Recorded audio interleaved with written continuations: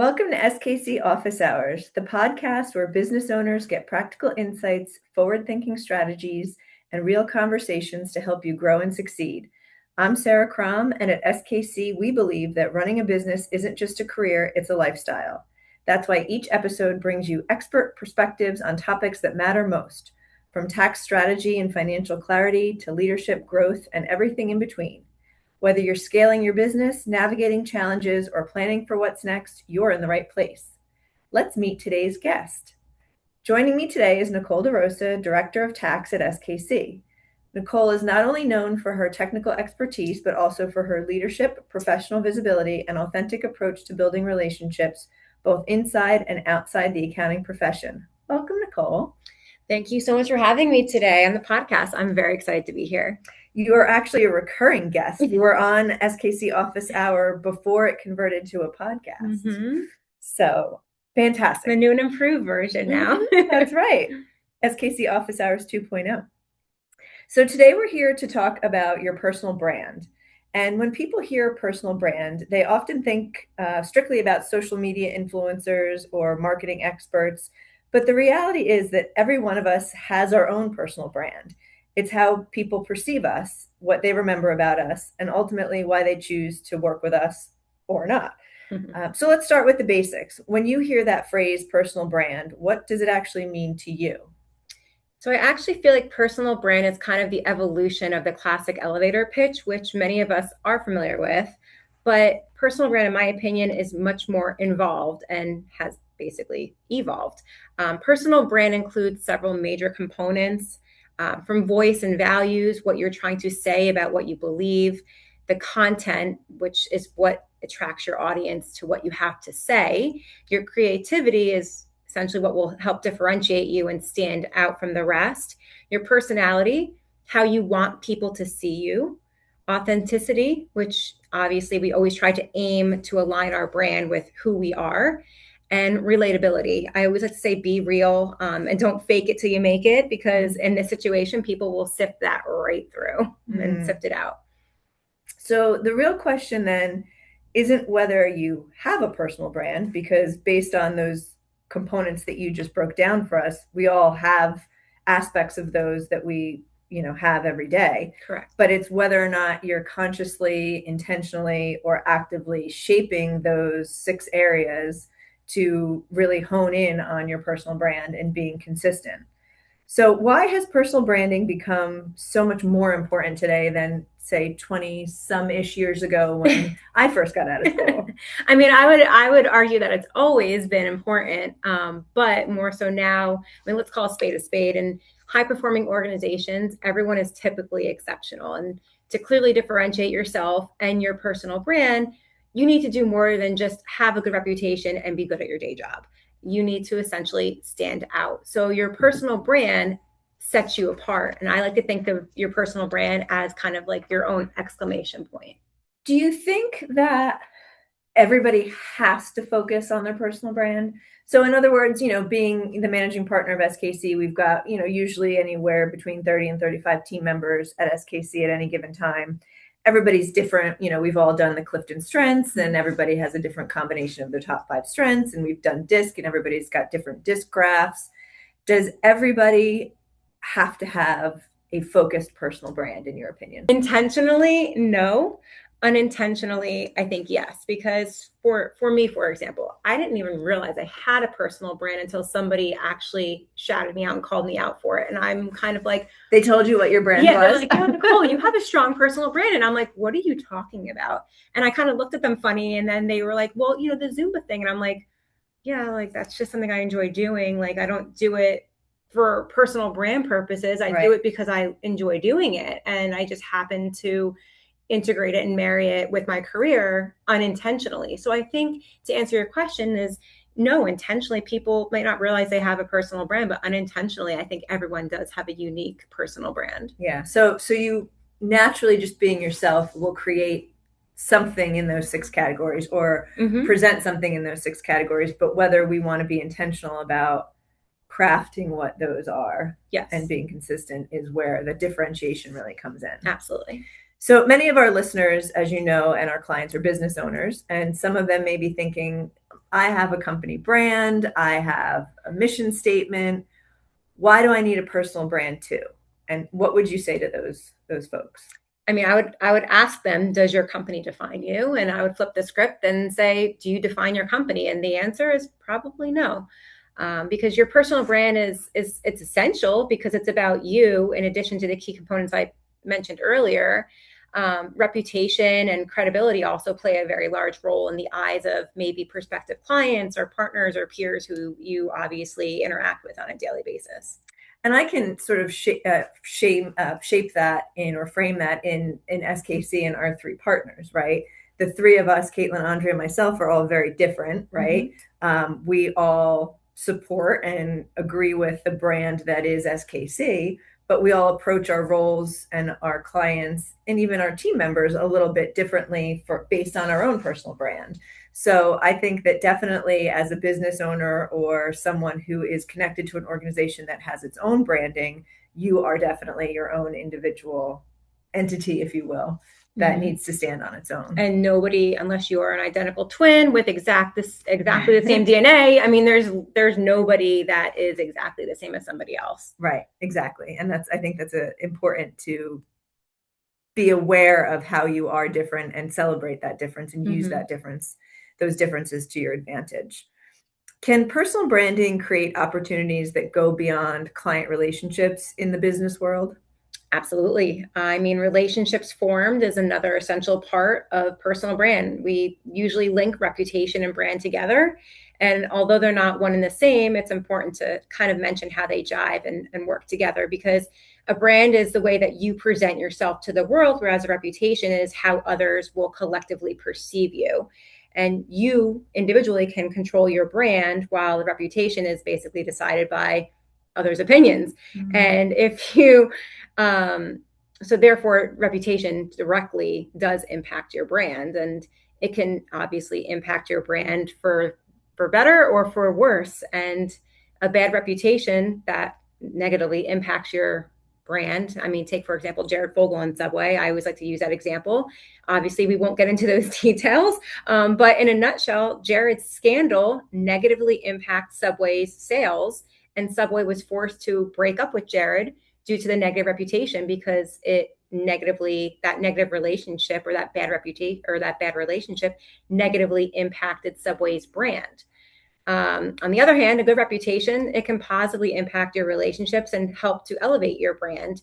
And in this situation, I like to use Subaru and their partnership with the ASPCA. And through their Subaru Loves Pets campaign, Subaru has donated over $70 million and helped support the rescue, adoption, and health of over 700,000 animals, which is absolutely amazing. And I actually learned this about 5 years ago at the Philadelphia Auto Show, when people were swarming around Subaru's area, and I was kind of questioning, what's all the fuss about? It's just Subaru. It's not like a brand new prototype car. But then I saw the Golden Retriever puppies and I completely understood what was going on here. Genius for marketing. And obviously I also support the cause, but this also goes to show that your brand does not have to align exactly with your day job. I mean, cars and cute puppies don't always go together, but I mean, Subaru found a way to make it work, and I'm sure their sales reflect it in some way, shape, or form.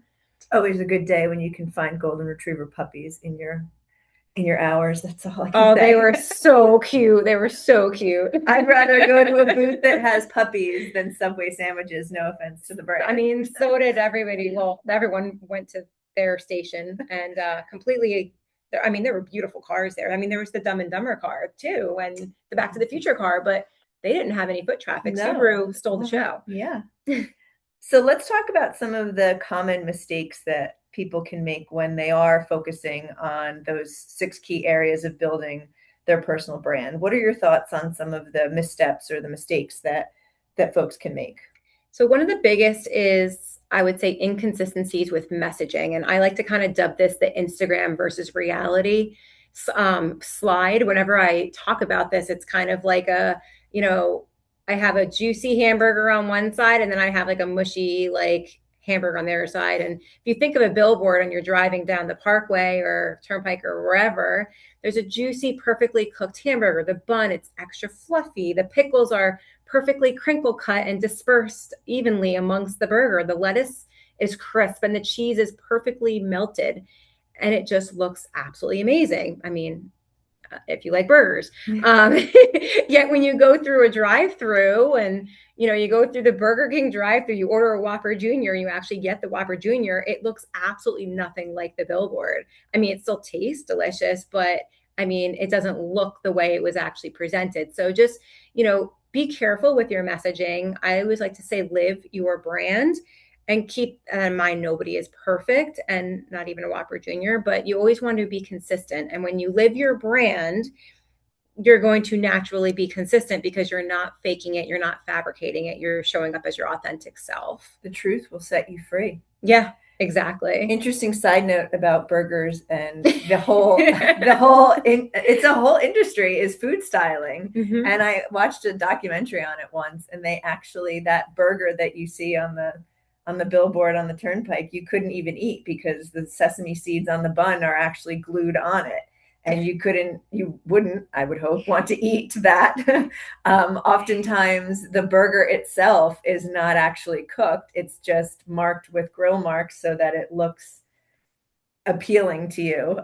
So I think that, when you kind of peel that layer back, that's even more like an aha, because that is not even a real burger that you could consume. It's completely fake and fabricated. Right, exactly. And then when you get the real thing, it's like, this is not what was communicated to me. Right. That's my sidebar on food styling, but sorry, more mistakes that people can make. I would say another mistake is probably that people sometimes focus too much inward and not necessarily outward. Building relationships is obviously paramount to enhancing credibility and visibility, and overlooking such opportunities can actually hinder your personal brand. And when others understand your expertise, your values, they're more likely to want to work with you, or perhaps introduce you maybe to somebody who might need your expertise. So by fostering these meaningful connections and these relationships, your brand will actually naturally grow and it won't be forced. Well, and it's similar to what happened with you. If you are authentically showing up as yourself consistently in those 6 areas, which clearly you were to a certain extent, someone will tell you what your personal brand is, not directly, and you're not going to send out an anonymous survey to ask people what they think your personal brand is, but you're going to continue to consistently show up, and people are going to categorize you for how you show up and how you behave and how you perform and all of that.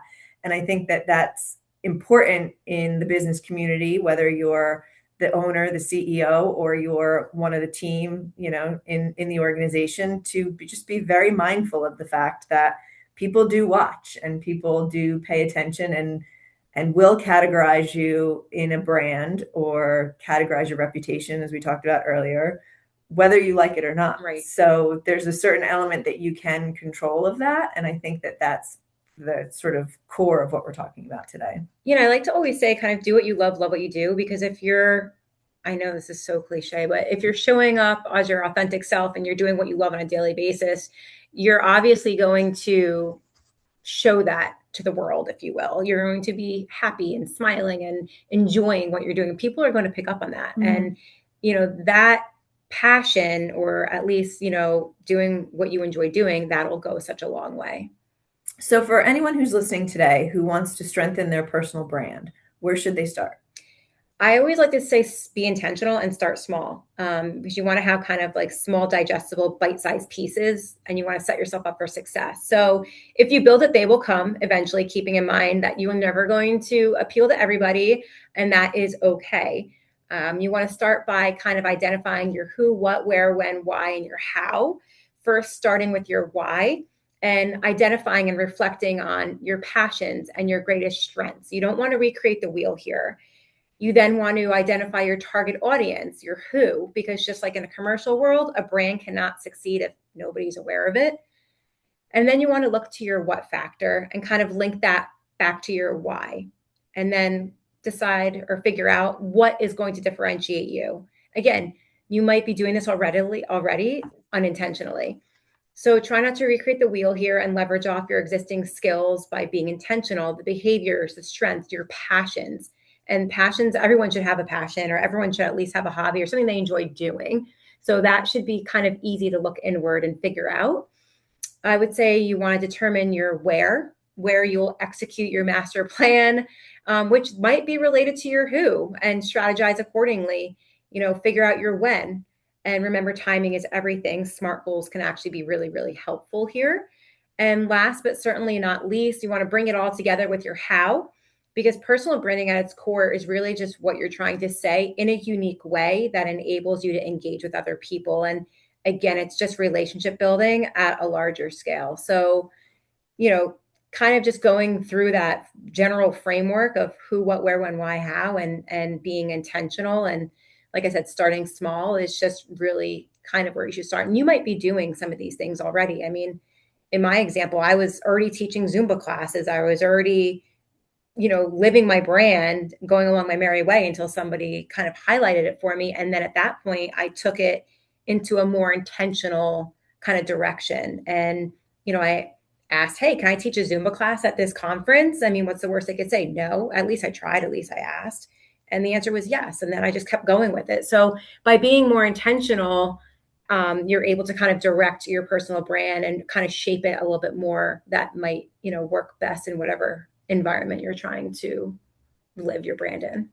And it's almost like you can sort of reverse engineer it and think about how you want to be remembered and what you want your legacy to be, and sort of roll it back to the now and evaluate whether or not your behaviors, your beliefs, your values align with that.